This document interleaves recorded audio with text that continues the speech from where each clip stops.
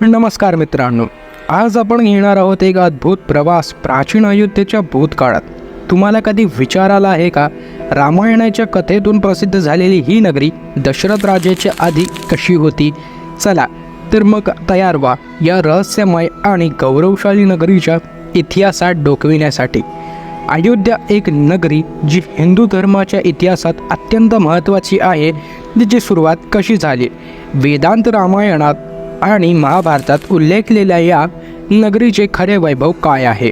चला पाहूया या अद्भुत नगरीचा इतिहास। कदाचित तुम्हाला माहिती नसेल, पण अयोध्येची ओळख प्राचीन काळात साकेत या नावानेही होती। इक्ष्वाकू वंशातील पहिले राजा म्हणून यांनी तिची स्थापना केली होती।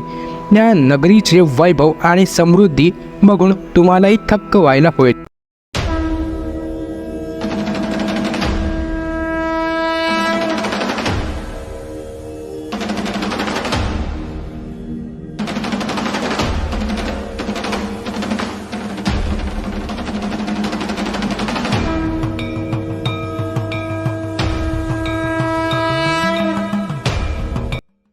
म्हणूनच्या नंतर त्यांच्या वंशजांनी अयोध्येवर राज्य केले। हरिश्चंद्र, सगर, दिलीप आणि भगीरथ यांचे योगदान अयोध्येच्या विकासात फार महत्त्वपूर्ण ठरले।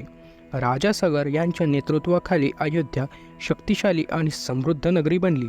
राजा सगर आणि त्यांच्या 60,000 पुत्रांनी समुद्राची खोदाई करून गंगेचे मार्गदर्शन केले। ही एक अद्वितीय घटना होती जी अयोध्येच्या इतिहासात महत्त्वाची ठरली।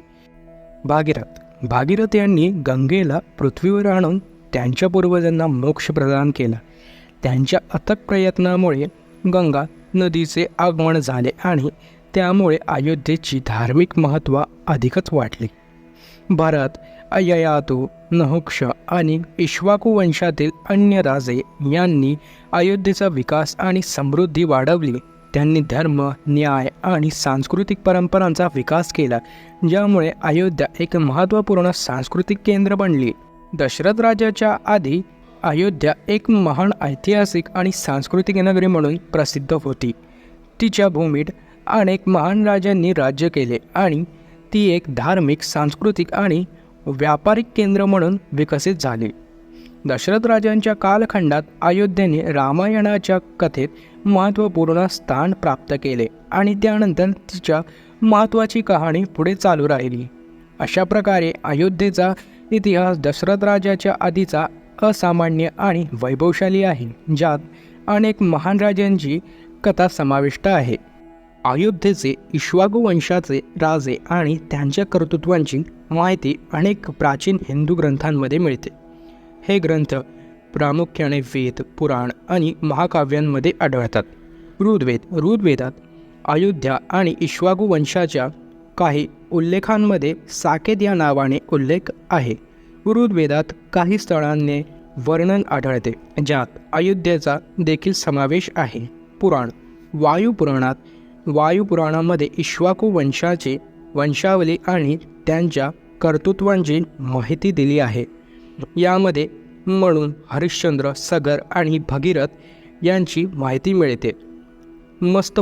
मत्स्यपुराणामध्ये देखील इक्ष्वाकू वंशाचे राजांची माहिती आढळते। व त्यानंतर विष्णुपुराणामध्ये अयोध्येच्या राजांची वंशावली आणि त्यांचे कर्तृत्व वर्णन आहे। महाकाव्ये रामायण आणि महाभारतात देखील आपल्याला इक्ष्वाकू वंशाची तपशिलावर माहिती दिली जाते। तर मित्रांनो, ही होती अयोध्येच्या इतिहासाची कथा, दशरथ राजांच्या आधीची। आशा आहे तुम्हाला आवडली असेल। जर तुम्हाला आमचा व्हिडिओ आवडला असेल तर नक्कीच लाईक करा, शेअर करा आणि आमच्या चॅनलला सबस्क्राईब करा। धन्यवाद।